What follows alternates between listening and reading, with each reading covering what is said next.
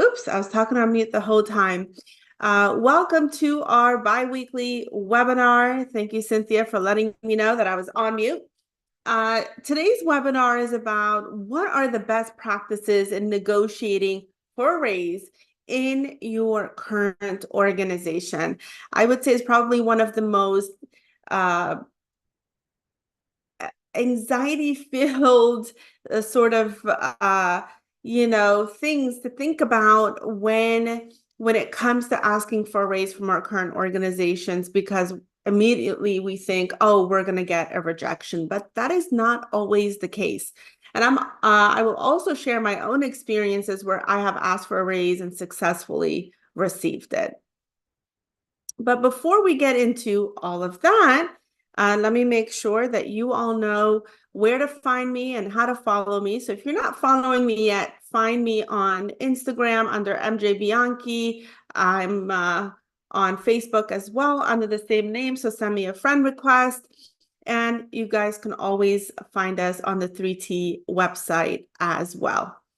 The focus of the webinar is really going to be around how to ask for a raise in your current organization. Throughout the webinar, if you have a question, I really want you to just ask, put in the chat, put in the comment section. That way I can address your questions as we go through this and you don't have to wait until the end. Now, the most leverage that you have is right before taking a job. So right when you take a job, that's when you can negotiate. And some of the biggest misconceptions are that you can only negotiate salary, and that's actually not true. You can negotiate salary, PTO, and get some sign-on bonus. Now, before you can even do any of those three things, like before you can negotiate on your salary, PTO, or get a sign-on bonus, there are a couple of steps that you have to take. And these are some really important steps as a career professional that you must know before you negotiate, whether it's externally or internally inside of your organization. So since we're talking about within your organization, how do you ask for a raise? So one of the first things you're going to do is research salary and market rates. Now, your skill sets, your education, your certifications are worth a dollar amount in the market. The way you do that research, you can go to salary.com, glassdoor.com. You can also ask your peers how much they think a position should be worth on a yearly basis or on an hourly basis. So you want to figure out, what is my yearly rate? What is my hourly rate? A lot of companies these days are hiring for contractor positions, which are 1099, which is the IRS code.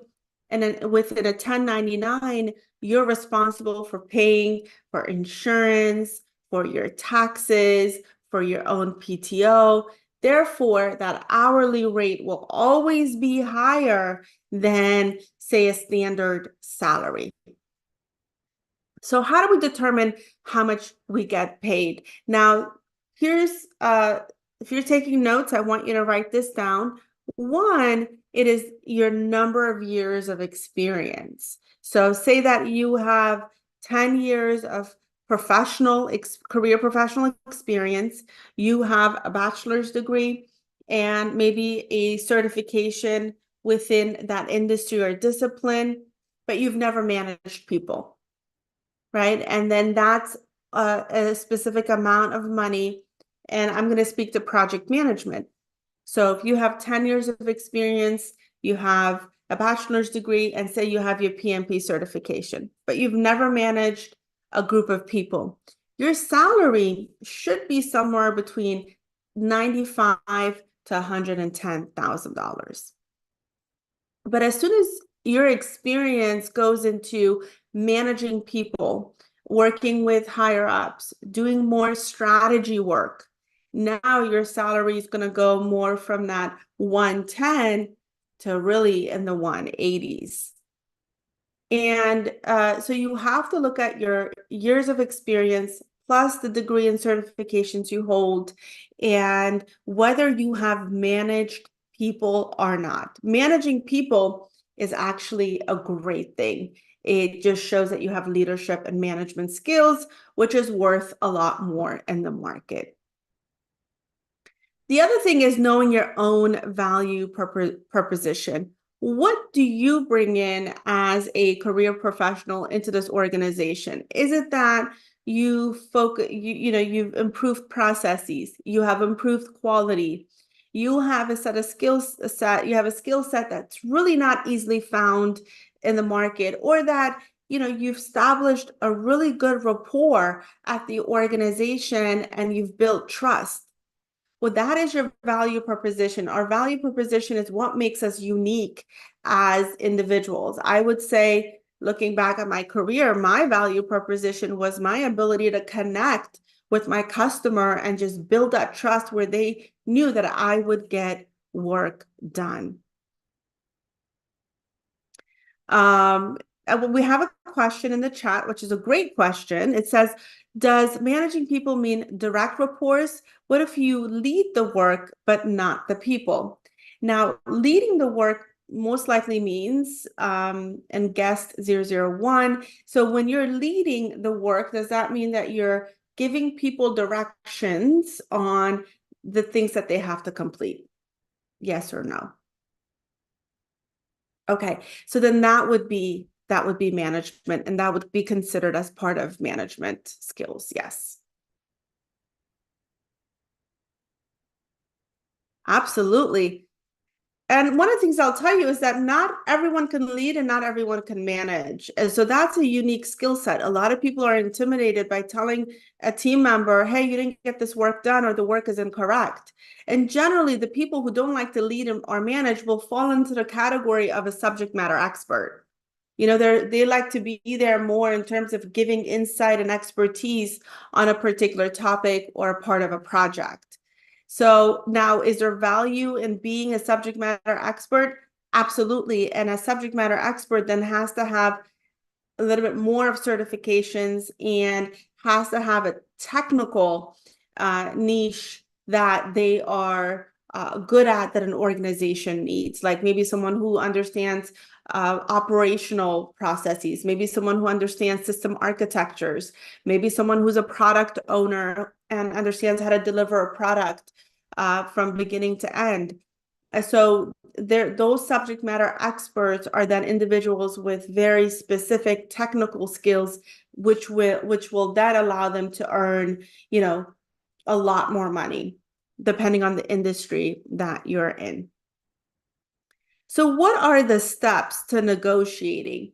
First, you need to build your case. And building your case means taking some time and really writing down everything you have accomplished in the last year.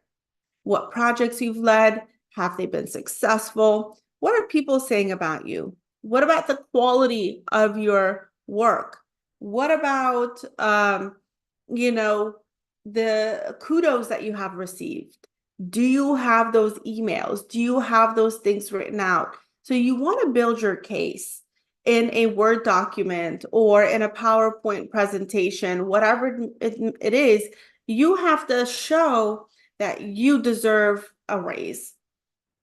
Now, timing is key. You always want to find your manager at a time where they're not stressed out, right? At a time where there isn't something major coming up, and that they're in a good mood. And it's always good to have these conversations right towards the end of your end of the year assessments or end of the year goal review. So ensure that you are having this conversation at a time where it falls within the human resource cycle of raises and bonuses and so on. Once you've done that, you figured out the timing,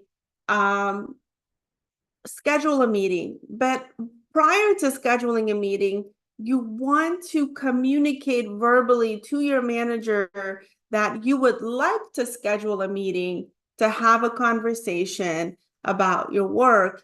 And future opportunities at the organization. So kind of say it verbally, give them the heads up so they're prepared. And then schedule the meeting. And in that conversation, be flexible. Listen to what they're saying. You give counters in terms of, I hear you, but here's what I've done. Here's everything that I've brought to the table. But be flexible in your approach. And this is not the time to show any sort of frustrations or allow your emotions to get the best out of you. But you'll know at that time also what your manager feels, and that's when you can decide maybe this organization isn't for me, right? And so you could consider external offers. So if you know that you're worth $120,000, $130,000 out there in the market because you have done your research, then why stay at this organization that hasn't given you a promotion, that has not given you a raise, and quite frankly, isn't really appreciating what you bring to the table?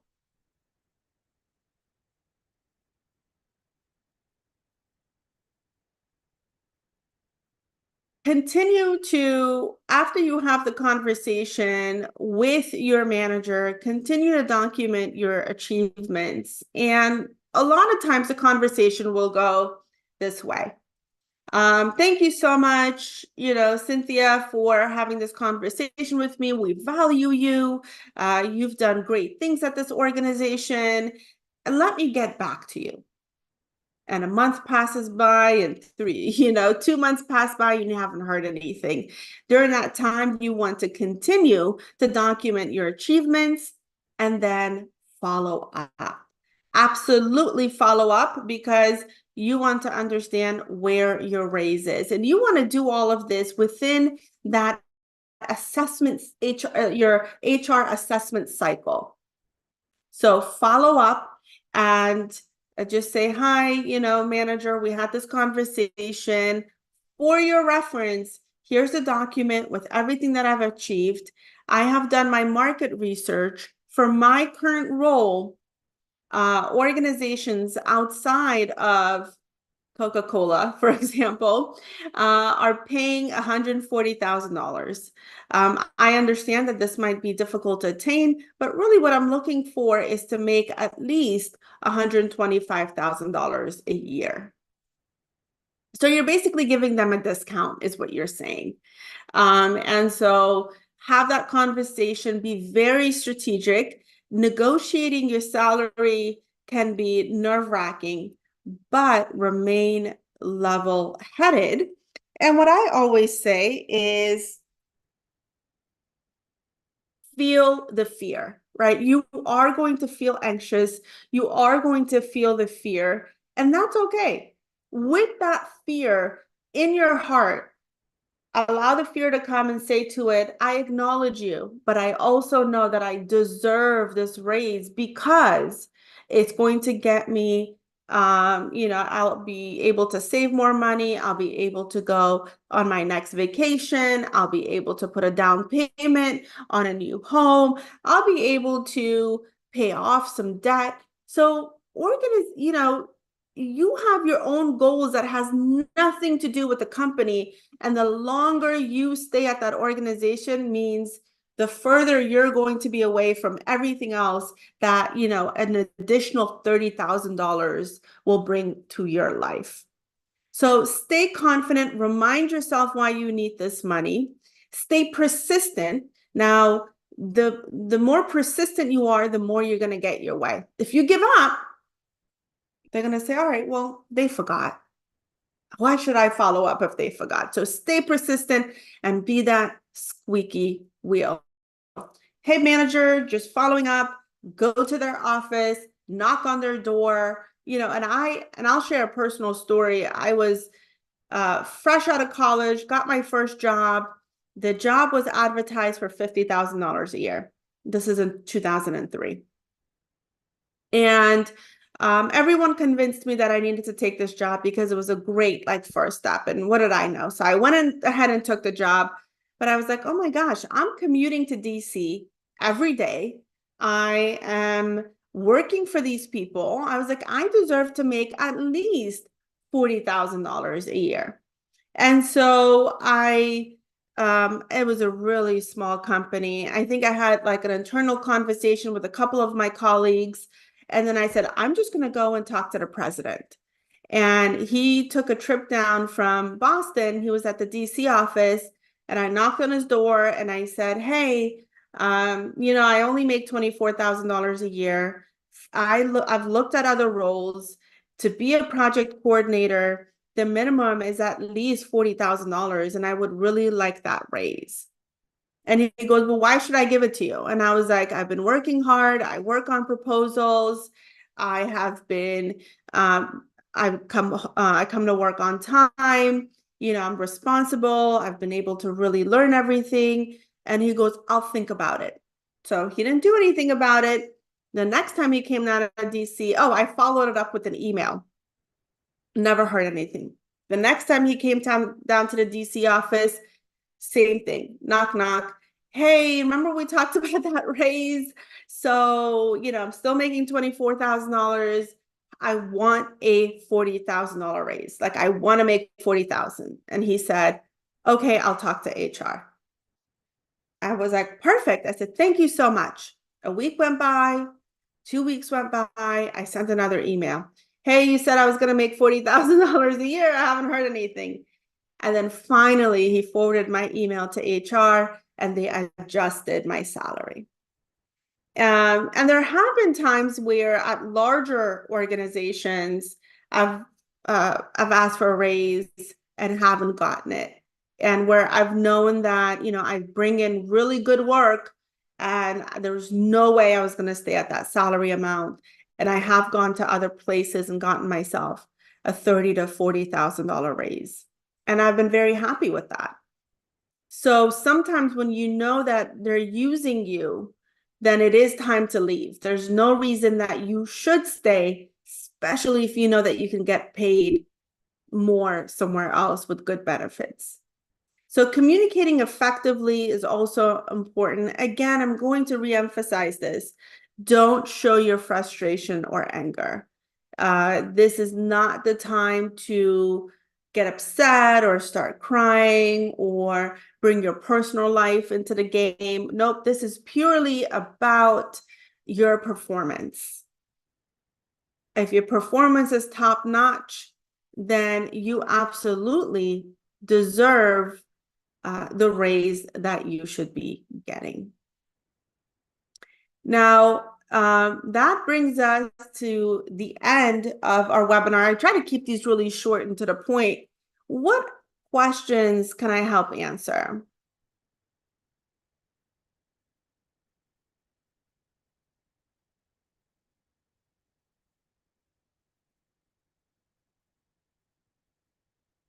Or did you guys think this was helpful?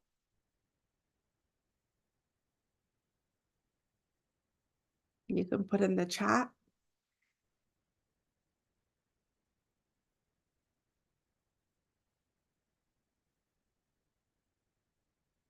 Perfect. I'm glad that it was helpful. Go out there, do your research, really understand how much you deserve to make out there. And if you need me to help you figure it out, email me at team@3T Career Institute. Send me your resume with, hey, can you assess my salary? And I would be more than happy to take a look at it for you. Now, lastly, I do have a couple of classes that are coming up that you might be interested in. We have a project management training class coming up May 21st to June 20th. We also have an amazing practical class coming up on how to manage projects, where I will teach you hands-on how to manage both agile and waterfall projects. And then our next PMP class happens in July to August 8th. So if this is something that you are interested in, you can go ahead and reach out to us. I do have another question, which is, how do you start to quantify the value and success of your work?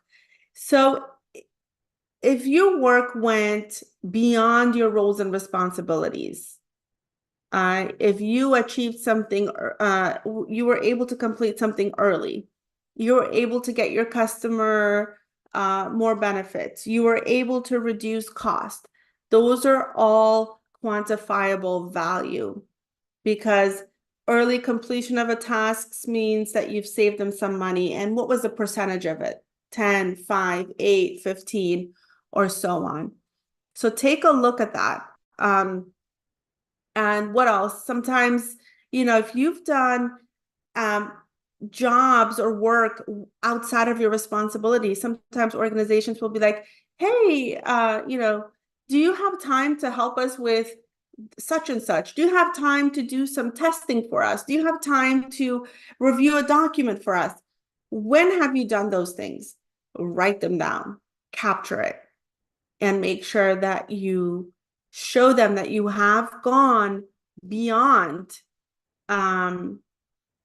beyond your roles and responsibilities. So anytime you've gone beyond your roles and responsibilities, then that means that you have done more than they are paying you for, right? Perfect. All right. Cynthia says, great info, especially the part about documenting and presenting your good reviews.